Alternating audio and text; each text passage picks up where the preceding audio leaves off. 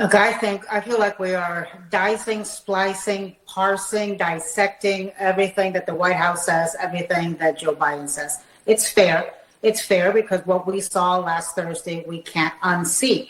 I also think Jean-Pierre may have misspoken, or what she thinks is getting checked out by a doctor may not be what others think. It wasn't misspoken. She said flat out no. She checked and she said no. The doctor said no. As host of The View, professional propagandist Ana Navarro getting called out by CNN for spinning White House lies about Joe Biden's mental health. Welcome to Nerk News. I'm Nerkish, and it looks like older model NPCs are stuck in shill mode because they're still fervently defending Joe Biden after his abysmal performance during the presidential debate. Their argument? Sure, Biden might not be able to speak or understand what's going on, but at least he's telling the truth. It is a very old man versus a very bad man. It is a man who speaks with a weak voice, but tells me the truth in a weak elderly voice, and a man who lies with impunity. He is a machine gun of lies, and he does it with a stronger voice. Okay. So I'm not going to judge Joe Biden on 90 bad minutes. I'm going to judge Joe Biden on his lifetime career of putting this country first, of putting you first, of putting women's rights first, and I'm going to judge Trump on 4 debacles of 4 years that divided us and made us horrible. What is she talking? These women are so nuts that even establishment news can't believe them. Here's Ana Navarro pushing the same BS on CNN and trying to suggest that the press secretary misspoke when making excuses for Biden. Just watch the reactions of the other people on the panel. Let me bring you in, Anna, because, Charlie just brought up this idea of hearing from a physician. Reporters in the White House press briefing room have been asking for more information, and there's been conflicting information coming from the White House about whether Biden got checked out after this debate, right? You had the press secretary saying, no, he did not. He did not get any medical exams. Now, in light of this meeting with the president and the governors, where it came out, he told them that he had been checked out several days after the debate. Now the White House is saying, oh, yes, actually, he was looked at a few days later by a doctor for the cold. How concerning is that to you? The way to solve this, Pamela, is I hope that tomorrow in that interview he does with George Stephanopoulos on ABC News, he, number one, clearly explains what happened last Thursday night.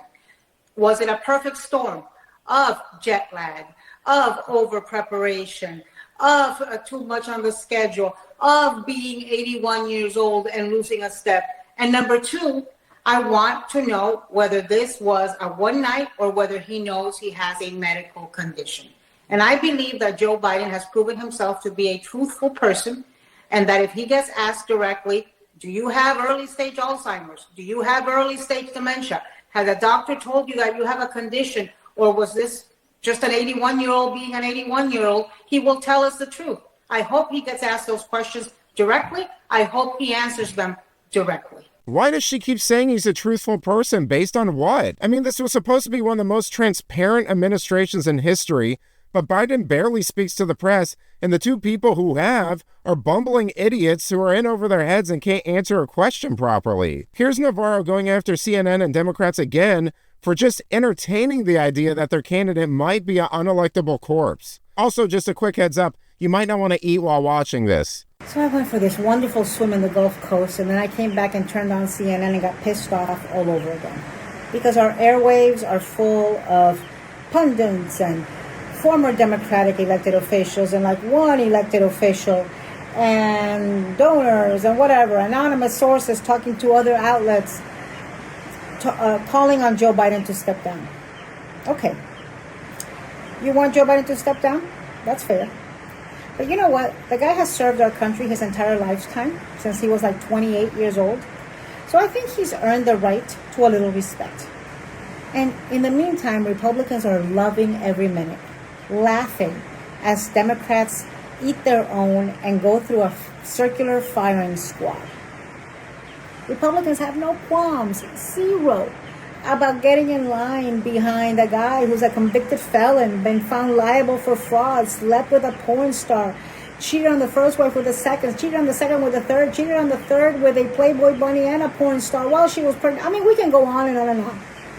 Joe Biden, we're all talking about whether he's got the mental acuity.